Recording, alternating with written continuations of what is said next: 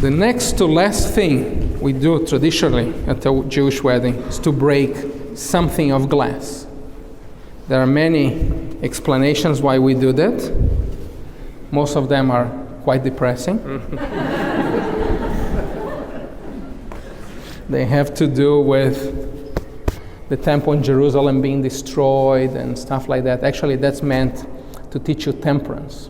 There's a story in the Talmud that this very wealthy rabbi's daughter is getting married, and he took this big fancy piece of crystal and trashed it, and say, "Why you did that?"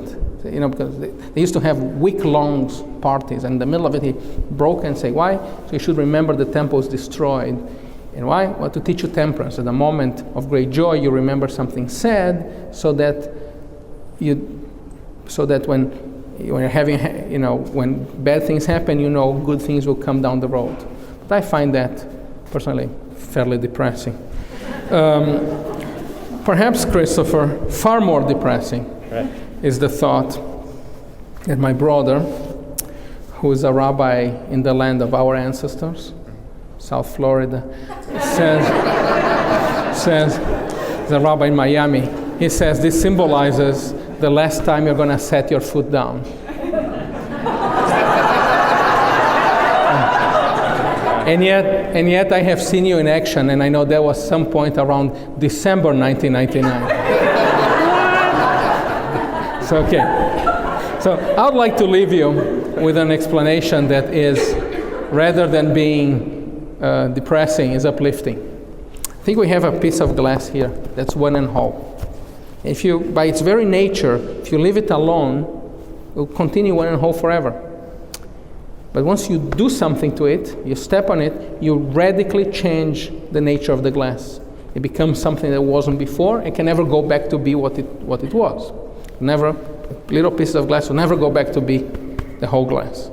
So we hope that what I and all of us have put together here today will never be destroyed.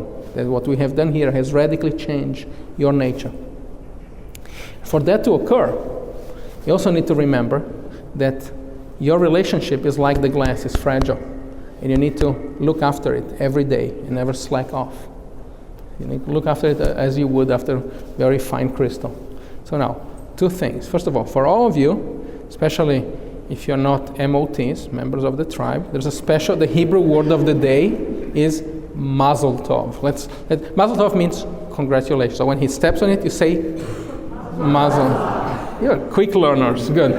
And for you, Chris, it's very, very, very bad luck to step on the rabbi's hand. It's bad luck for me. Right. So allow me to remove my hand first. Okay. Right foot? Sure. This side. Go. Good zets. Mazel Tov.